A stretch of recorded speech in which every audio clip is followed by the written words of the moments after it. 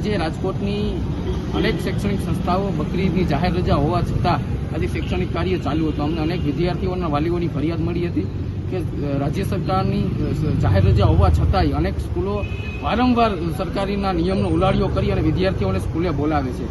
ત્યારે રાજકોટની નામાંકિત ધોળકિયા સ્કૂલ વારંવાર અવારનવાર ભૂતકાળની અંદર કોઈ રાજ્ય સરકારના નિયમો કે જિલ્લા વહીવટી પ્રશાસનના નિયમોની સાથે કોઈ લેવા દેવા જ ન હોય એમ માત્ર ને માત્ર નિયમોનો ઉલાળ્યો કરનાર ધોળકિયા સ્કૂલે આજે અમે રજૂઆત કરવા પહોંચ્યા હતા, પરંતુ સંચાલકે પોલીસને આગળ કરી અને અમારા વિદ્યાર્થી કાર્યકર્તાઓની અટકાયત કરી છે. ક્યાંક ને ક્યાંક જે વિદ્યાર્થીઓને બિન સાંપ્રદાયિકતા અને સર્વધર્મ સમભાવના તમે પાઠ ભણાવો છો એ બાળકોને જ આવી ધાર્મિક રજાઓની અંદર તમે શૈક્ષણિક કાર્ય માટે બોલાવો તો તેમની માનસતા ઉપર ખરાબ અસર વર્તાય. કારણ કે આ સ્કૂલની અંદર તમામ ધર્મના વિદ્યાર્થીઓ અભ્યાસ કરતા હોય ત્યારે રામનવમીના દિવસે સ્કૂલ બંધ હોવી જોઈએ, ક્રિસમસમાં બંધ હોવી જોઈએ અને બકરીદના દિવસે હોવી જોઈએ, પરંતુ આ સ્કૂલ એક પણ જાહેર રજાની અંદર બંધ રાખતા જ નથી. જાણે રાજ્ય સરકારે આની મીઠી નજર હેઠળ આ શાળાના સંચાલકને પોતાના પૈસાનો પાવર હોય અને વારંવાર રાજ્ય સરકારના નિયમોનો ઉલાળ્યો કરી અને શૈક્ષણિક સંસ્થાને પોતાનો પ્રાઇવેટ ધંધો બનાવી લીધો હોય. જ્યારે પોતે તાનાશાહી શાસનની અંદર ગુજરાત રાજ્યની અંદર કોઈ લઈને લાવ્યા દેવા જ નથી, તેવી રીતના વારંવાર કૃષ્ણકાંત ધોળકિયા અને તેમના સંચાલકો તમામ સંસ્થાઓ આ રીતના રાખે છે.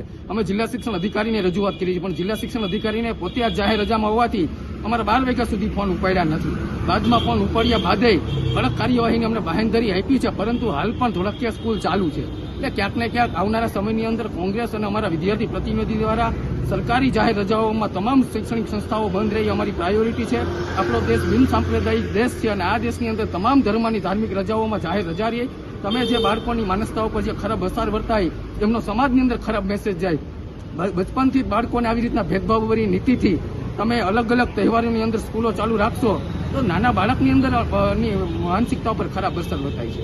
સાંજ સમાચાર ફેસબુક પેજને લાઇક કરો, વિડીયો શેર કરો અને વધુ વિગતવાર સમાચાર માટે sanssamachar.net વિઝિટ કરો.